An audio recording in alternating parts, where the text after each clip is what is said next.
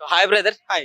So ఈ సంక్రాంతికి అయితే 3 సినిమాలు పోటాపోటీ మీద వస్తున్నాయి కదా. సో దేనికోసం చూస్తున్నారు? Game changer obviously. సో ఎందుకని? రామ్ చరణ్ అని ఏదొకటి, మళ్ళీ శంకర్ గారు కదా. అదని ప్రతి సినిమా ఇప్పటివరకు అయితే ఏదో ఒకటి కంపల్సరీ మెసేజ్ ఓరియంటెడ్, ప్లస్ మనం యాంటిసిపేట్ చేసినందుకు గాను భిన్నంగా ఉంటుంది కొద్దిగా స్టోరీస్, సినిమా వైజ్ అయినా కానీ ఆ విధంగా ఎక్స్పెక్ట్ చేస్తున్నాం. ఓకే, మరి అట్లా అనుకుంటే లాస్ట్ టైం ఇప్పుడు భారతీయ టూ ఫ్లాప్ అయింది కదా బ్రదర్. అవును, అది మిస్టేక్ అంటే మెసేజ్ ఉంది, కాకపోతే ప్రెజెంటేషన్ వైజ్ ఎక్కడో చిన్న ల్యాగ్ వల్ల స్టోరీ చిన్నదైనా కానీ బాగా ల్యాగ్ చేసి అది ప్రేక్షకుల్లో అంత కరెక్ట్గా వెళ్ళకపోవడం అనేది జరిగింది.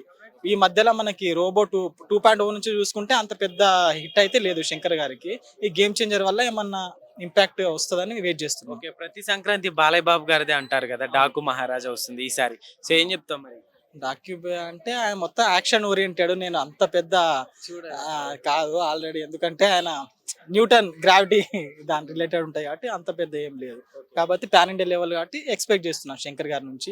ఇదన్నా మంచి హిట్ అయ్యి సక్సెస్ అయ్యి రీచ్ వెళ్తే ఆయన కూడా మళ్ళీ ఫామ్ లోకి వచ్చే అవకాశం ఉంది. ఓకే బ్రదర్, ఇప్పుడు రాజమౌళి గారితో వర్క్ చేసి తర్వాత ఏ డైరెక్టర్ తో వర్క్ చేసినా ఫ్లాప్ అనేది అవుతుంది అనే సెంటిమెంట్ ఉంది కదా. అవునవును. సో ఇప్పుడు ఇంతకు ముందు చూసుకుంటే ఆర్ఆర్ తోటి వర్క్ చేశారు రాజమౌళి గారు. అవునవును, ఖచ్చితంగా. అంటే స్క్రిప్ట్ సెలెక్షన్ దగ్గర మనకి హీరో కానీ ఎవరైనా ఆర్టిస్టులు కానీ కొద్దిగా అంటే రాజమౌళి గారు అంటే అదొక వేరే లెవెల్ దగ్గర చేసి చూపెడతారు.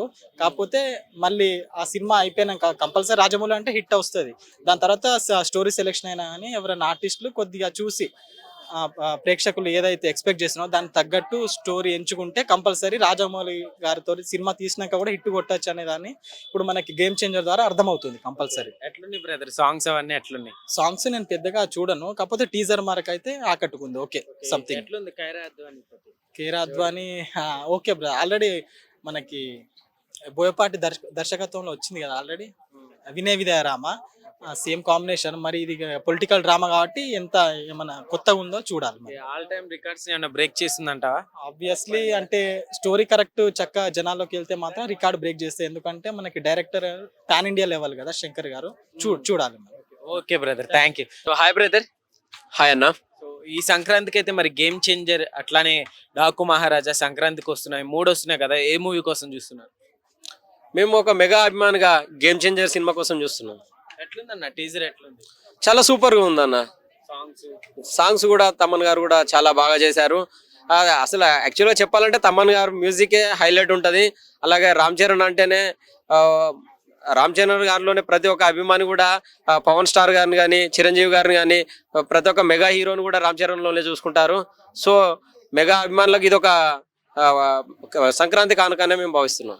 ఎట్లుందన్న ఇప్పుడు పుష్పాన్ని బీట్ చేస్తుంది అంటున్నారు, బీట్ చేస్తుంది అంటారు పుష్పాన్ని?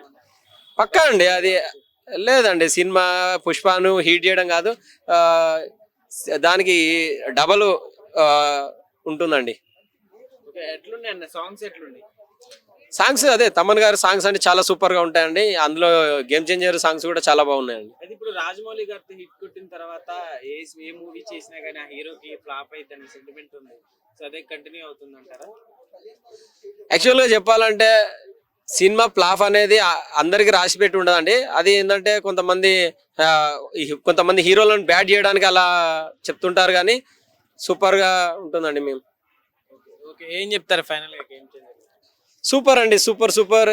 యాక్చువల్గా రామ్ చరణ్ గారు పాన్ ఇండియా స్టార్ కదా, ఇంకా ఈ సినిమా ఇంకా సూపర్, ఇంకా వేరే లెవెల్లో వెళ్తుందండి. మైండ్ బ్లోయింగ్ అవుతుంది. ఓకే, మరి ప్రతి సంక్రాంతికి బాలకృష్ణ గారిదే అంటారు సంక్రాంతి. బాలకృష్ణ గారిది డాకు మహారాజా వస్తుంది కదా. అవును, అది కూడా బాగుంటుంది. ఎందుకంటే బాలయ్య బాబు గారు అంటేనే సూపర్ అండి. బాలయ్య బాబు గారు చేసే యాక్షన్ ఫిలిమ్స్ ఇది ఎలా ఉంటుందంటే